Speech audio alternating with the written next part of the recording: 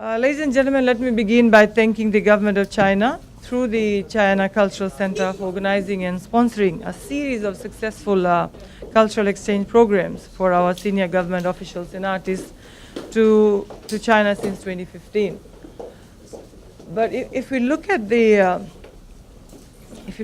why we are here, and if you look at the culture and heritage and art aspect of things, I think it is one of the most important things for us to engage in, because we really need to capture our unique heritage, whether it's China's heritage, whether it's India's heritage, or whether it's the unique heritage that we in Fiji have.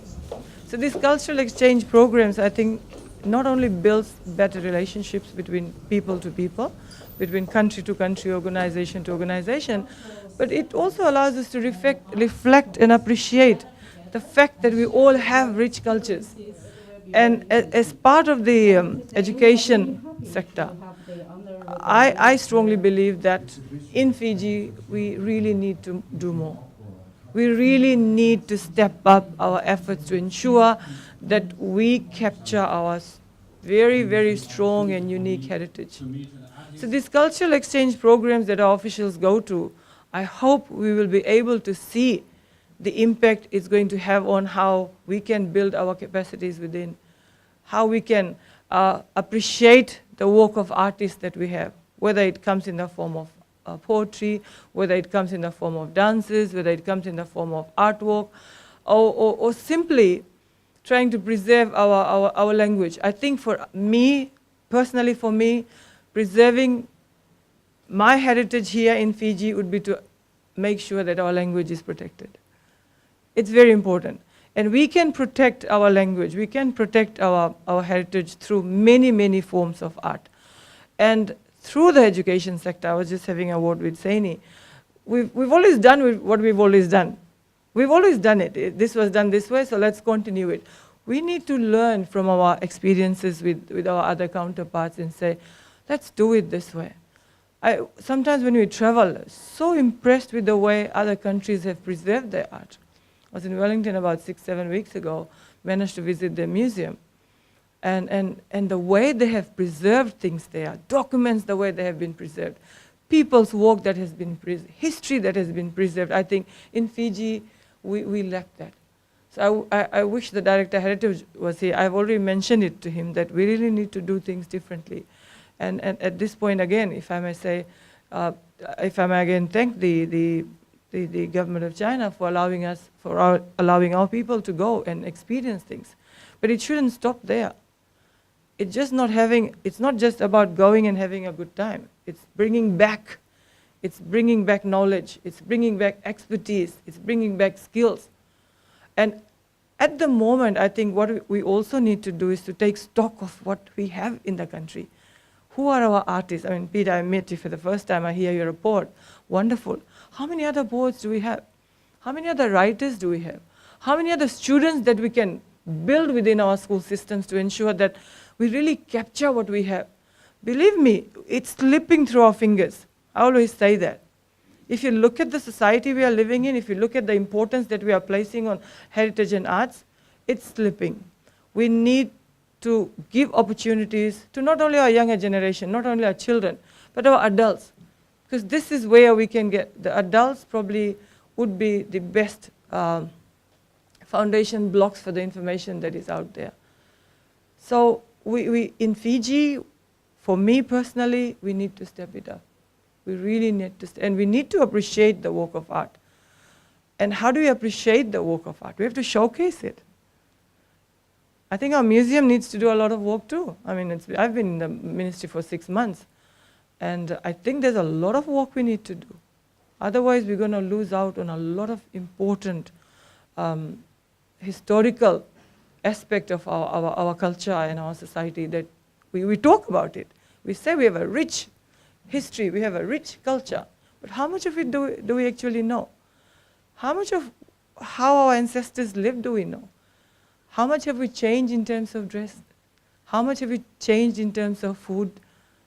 How much have we changed in terms of traditional folklores and dances and stuff? Because we continue to do what we've continued to do. We are more into fusion now. And I think, in a way, it's good when you fuse things up, but we need to make sure that we still hold on to the traditional and the cultural aspect of things. So we definitely would like to work with the China Cultural Center, and I would urge Department of Heritage and Arts to really step up. In most cases, it's not about budgetary allocations. We are serious about how much allocation we do to our Department of Culture and Heritage, but it's about the vision that the Department of Culture and Heritage needs to have in taking us forward.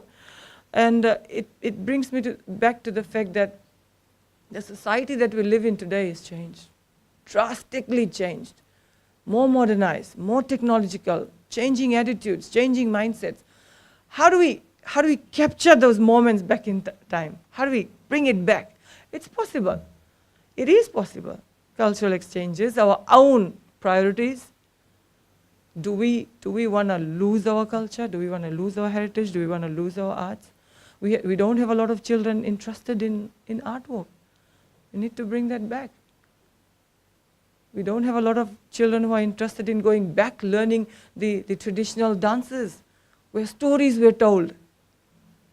I don't know how many poets we have in the country, but we'd love to have a poet association where you can inspire others. You need to publish your work.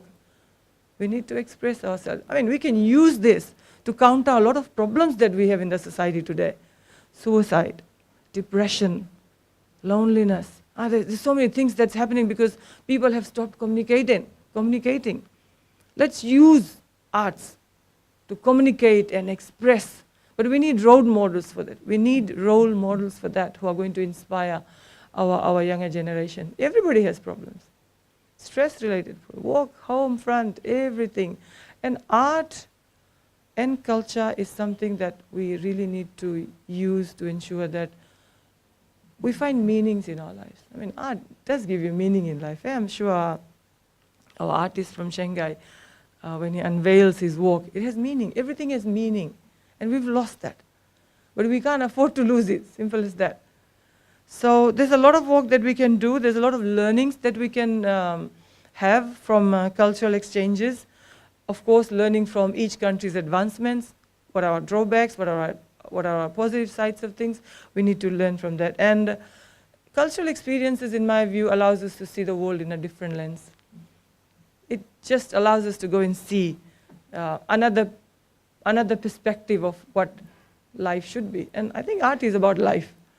Art is just an expression of life, the beauty side of life, the other side of life that you may be going through. It's about people, it's about feelings, it's about emotions. So we must learn to do that.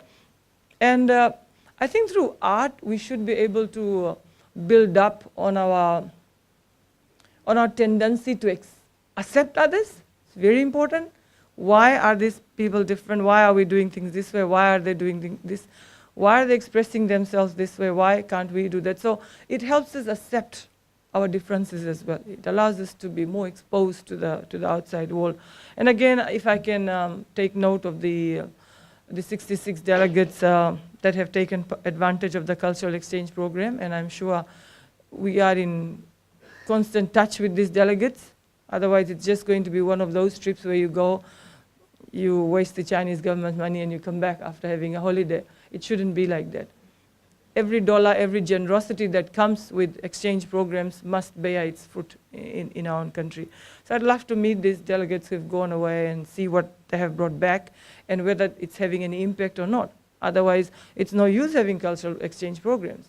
I mean, for me, honestly, I haven't been to China. I was offered many trips, but because of work commitments, I haven't. But I'd love to. I mean, indirectly, I'm not asking you to invite me. I'm just saying I really enjoy when I travel across the country, but because it's work, it's very difficult to do that.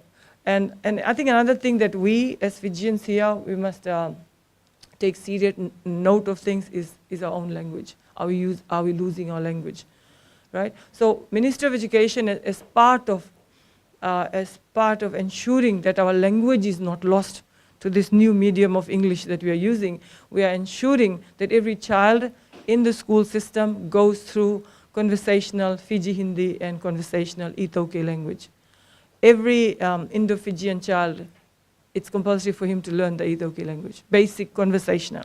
And for every Itoke child, we ensure that they learn basic Fiji Hindi. How else are we going to understand each other?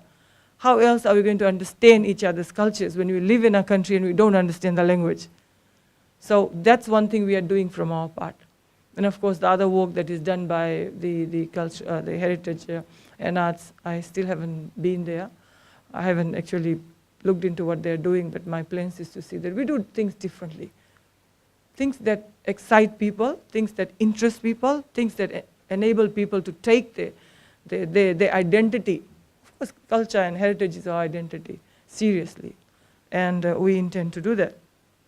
And I'm also told that in 2019, there are plans to sponsor a delegation of 18 cultural artists and officials from Fiji to visit China. And lucky ones, I don't know who the lucky ones would be, but all those would be selected, congratulations. And 10 of them will also attend the 7th International Festival of Intangible Culture and Heritage in China. Wow, great experience. So thank you once again. And of course, a challenge to the team from Department of Heritage and Arts. Please ensure that our delegation are well prepared, okay, and well prepared to showcase our own cultures out there, and of course, take our big Bula smile to the international stage, okay. Ladies and gentlemen, and then I'm told that we will also witness the exhibition of the Chinese painting of the opera characters. Very excited about that. And I look forward to seeing that. I love painting. Of course, I don't know how to paint, but I love painting. And you see it.